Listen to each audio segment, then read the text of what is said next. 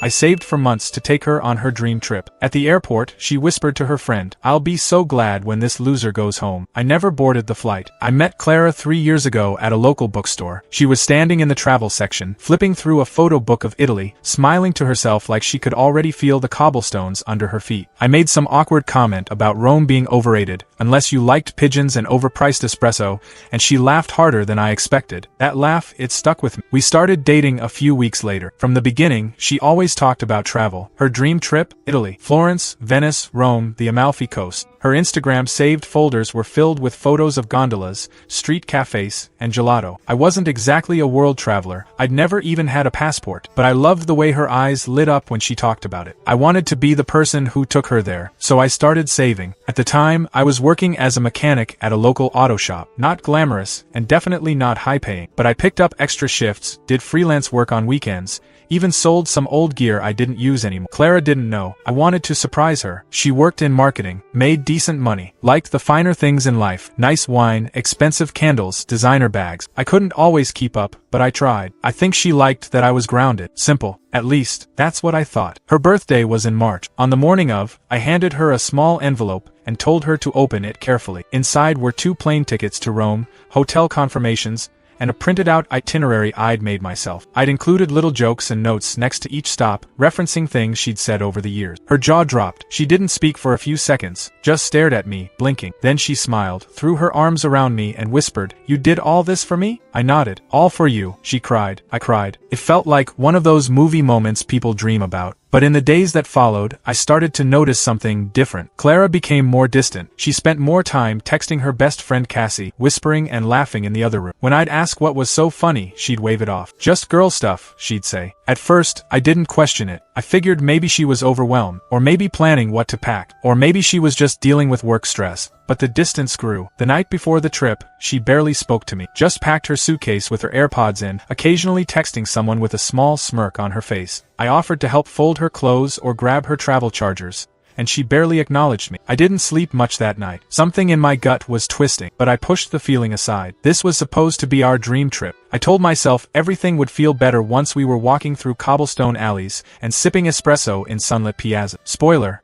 it didn't. The morning of the flight, Clara was quieter than usual. We got to the airport early, me, excited, nervous, and ready for the adventure. Clara? She seemed distracted, her eyes glued to her phone as she scrolled through texts with Cassie, giggling to herself. "Clara, you alright?" I asked, trying to make small talk. She nodded without looking up. "Yeah, just making sure everything's set for the trip." I frowned. The energy between us felt off, but I told myself it was just pre-trip jitter. I walked over to the check-in counter, handed the attendant our passports, and felt that familiar rush of excitement when I saw our boarding passes. We were going to Italy, together. I thought everything would be perfect. As we made our way to the gate, I could feel Clara pulling further away. I could sense she was a million miles away, her attention firmly on whatever conversation she was having with Cassie. I tried to ignore it, telling myself maybe she was just excited and nervous, the way I would have been if I were the one going to a place I dreamed about my entire life. But it wasn't just nerves. It felt like something else was going on. Clara excused herself to take a phone call and stepped a few feet away from me. I stayed by the gate, watching the planes take off through the big glass windows. It wasn't until I heard Clara's voice, low, almost conspiratorial, that I realized I wasn't hearing just a regular conversation. "Yeah, I can't wait till this is all over," she whispered, her voice a mix of frustration and relief. "I'll be so glad when this loser goes home." My heart slammed into my chest. I felt the world around me blur, like I was suddenly underwater. I froze, not even sure how to move, not wanting to make a scene. She didn't notice me standing there. Her back was to me, and her phone was angled so I couldn't see the screen. But Cassie's voice came next, louder and more reassuring. "Girl, I'm telling you, just get through the trip. It's not gonna be that long, and then you can have your freedom again." Clara laughed. "I know, right? He's so sweet, but he's a lot to deal with sometime." She paused for a beat before continuing, as though it were no big deal. "But hey, at least he's paying for everything, right? That's gotta count for something." My stomach twisted into knots. The words hit me harder than I thought possible. I stood there, motionless, listening as Clara spoke about me as if I was nothing more than an inconvenience. The man she had called her boyfriend. The person who had sacrificed months of his life to make her dream come true. And yet, I was nothing more than a loser to her. I wanted to confront her, to call her out right there, but something held me back. Maybe it was the shock. Or maybe it was the way she made it sound like this was something casual. Something she didn't even realize was wrong. I couldn't move. I couldn't breathe. I just stood there, staring at her back, knowing everything had changed. I took a few steps back, my mind racing. I wanted to walk up to her, confront her about what I just overheard, but I couldn't. My body refused to move. It was as if the air around me had thickened, making every step feel heavier than the last. I stood there, pretending to scroll through my phone, as if everything was fine, as if I hadn't just heard the most painful words of my life. For a few minutes, I stood in that awkward silence, feeling the weight of the truth pressing down on me. I watched as Clara continued talking, completely unaware of how I was unraveling behind her. She laughed softly again, her smile so innocent, so fake, and for a moment I almost felt sick. When she finally hung up, she turned around, flashing me that bright, familiar smile she always did. "Babe, are you ready to go?" she asked, practically bouncing in excitement. I nodded stiffly, forcing a smile that didn't reach my eyes. My voice felt tight in my throat when I replied, "Yeah, let's go." The rest of the walk to the gate was a blur. Clara chatted away, oblivious to my internal storm. She talked about the weather in Italy, how she was going to finally get that perfect Instagram photo by the Trevi fountain, and how she couldn't wait to have all the pasta and wine. Every word felt like a slap in the face.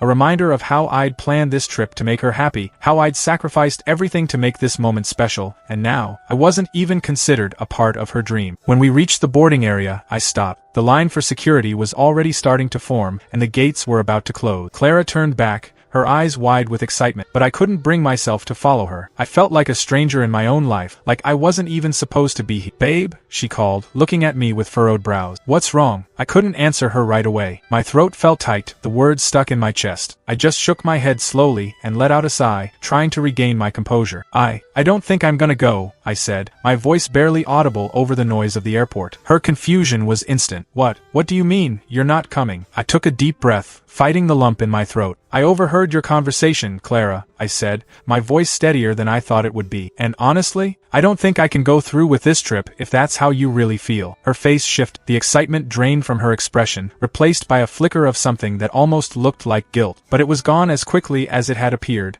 replaced by annoyance. "You're being ridiculous. It was just a joke. Come on, we're about to leave. You've been planning this for months. Don't ruin it now." The frustration in her voice made my chest tighten. I felt a rush of anger, but mostly hurt. I had been with her for years. I thought we understood each other, but now it was like I didn't even know who she was anymore. She was standing there, dismissing what I had overheard like it was nothing, like my feelings didn't matter. I just shook my head slowly, feeling that sense of finality wash over me. "No, Clara, it's not a joke. I'm done being the person who gets walked all over just because I care. This trip was supposed to be for us, but it's clear I'm not part of that picture anymore. So I'll let you go ahead and have your vacation." Her eyes widened with disbelief, like she couldn't comprehend what I was saying. "Are you serious right now? After everything I've done for you, you're just going to walk away? We've been planning this forever." I stepped back, the anger I felt making my legs almost buckle beneath me. "I didn't ask for you to do anything for me. I just wanted to share something special with you. But apparently, I'm just a joke to you." There was a long silence between us, the reality of the situation sinking in. For the first time, I could see the cracks in our relationship, and it hurt more than I could put into words. Clara looked around the airport, almost as if she were trying to find something or someone to distract her from the situation, but all I could feel was the weight of my decision. I looked at her one last time, my heart heavy in my chest, and said, "I'm going home, Clara. I'll refund what I can,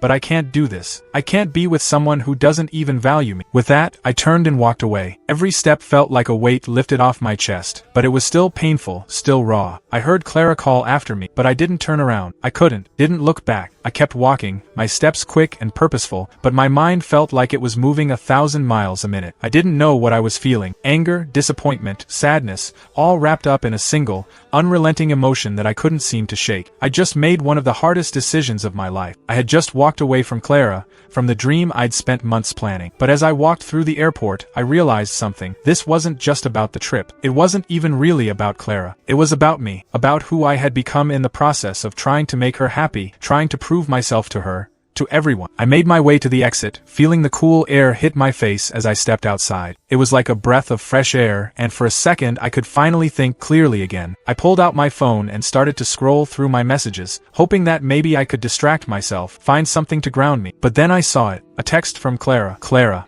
are you really going to let this ruin everything? You're overreacting. Just come back." "I'm sorry, okay?" I didn't respond right away. I stood there, staring at the screen, the message flickering back and forth in front of me. I didn't want to just ignore it, but I also didn't want to fall back into old habits. I'd spent so long chasing after someone who didn't appreciate me, putting in more than I ever got back. And I was done. I tapped out a quick reply, my fingers shaking a little. I'm not overreacting, Clara. I'm finally seeing things clearly. You've shown me who you are, and it's not someone I can keep fighting for. I hit send, and for the first time in a long time, I felt like I'd made the right choice. I walked back to my car, the drive home quiet but oddly peaceful. It felt strange to be driving without Clara in the passenger seat. We had talked about all the places we would visit in Italy, all the memories we would make, but none of that seemed to matter now. The trip wasn't the dream anymore. It was the reality I had to face. I had been so wrapped up in her dreams, in her desires, that I forgot about my own. When I got home, the silence felt almost comforting. I kicked off my shoes, put my bag down, and sank into the couch. I turned on the TV, but it didn't even register. I wasn't watching. My mind was still back at the airport, still on Clara, still processing what had happened. A few minutes later, my phone buzzed again. It was a call from my sister. "Hey," I said, answering the phone with a deep breath. "You good?" she asked, her voice calm but concerned. "Yeah, I think I made the right call." "About Clara?" "Yeah." I overheard her talking, and I realized I'm just some joke to her. I thought we were something real, but it was all a facade. There was a long pause on the other end. I could hear her moving around in her kitchen, the sound of a drawer opening and closing. "Honestly, I think you did the right thing. You deserve someone who sees you for who you really are, not someone who only cares when it's convenient for them." Her words hit harder than I expected, and for the first time in a while, I felt a sense of clarity. Maybe this was the end of one chapter, but it was also the beginning of another. It was the beginning of finding myself again. "You're right," I said, more to myself than to her. "I think I've been looking for validation in all the wrong places." "Exactly," she replied softly. "And you don't need anyone else's approval to be happy. You just need to be true to yourself." I hung up a few minutes later, feeling a little lighter, a little freer. I had walked away from Clara, from the life I thought I wanted, and in doing so, I'd opened the door to something new, something that was just for me. That night, as I lay in bed, I couldn't help but think about all the things I'd learned from this experience. It wasn't about the trip. It wasn't about her. It was about me,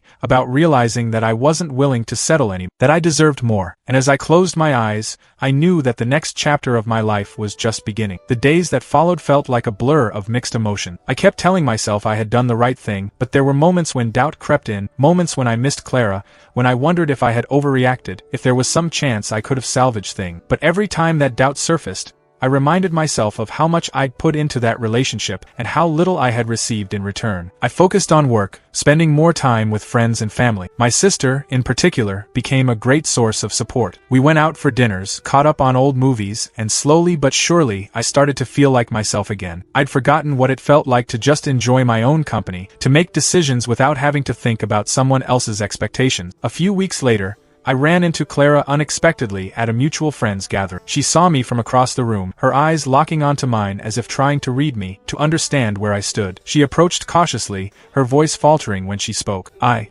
didn't expect to see you here." I looked at her, calm and collected, the same calmness I had finally found within myself. "Yeah, I didn't expect to be here either," I replied. "But I guess life's full of surprises." She paused, looking down, her hands fidgeting with the hem of her sweater. "I've been thinking a lot about what happened," she said, her tone quieter than usual. "I'm sorry. I didn't realize how much I hurt you. I was selfish." I felt the familiar pang of old emotions trying to resurface, but I didn't let them. Instead, I let the silence hang for a moment before I spoke. "Clara, I appreciate the apology, but I can't just forget what you said, what you did. It's not about a trip, it's about how you've always treated me, like I don't matter, and that's something I can't change." Her face flushed, but she nodded slowly, as if finally accepting what I had already known. "I get it," she said softly, looking up at me with a mix of regret and sorrow. "I was wrong. I don't expect you to forgive me, but I just wanted you to know that I've realized how much I messed up." I stood there, letting her words sink in, but there was no sense of anger in my heart anymore, just a quiet acceptance. "I think we both need to move on," I said after a pause, my voice steady. "You need to figure out who you are, and I need to do the same. I can't keep living in a shadow of something that doesn't exist anymore." Clara looked at me for a long moment, then slowly nodded. She didn't say anything more, but there was something different in her eyes, a kind of understanding that hadn't been there before. As she walked away, I felt a weight lift off my shoulders. It wasn't a triumphant feeling, but it was a freeing one. It was like I was shedding an old skin, ready to step into a new life. The next few months were transformative. I threw myself into my work, focused on my passions,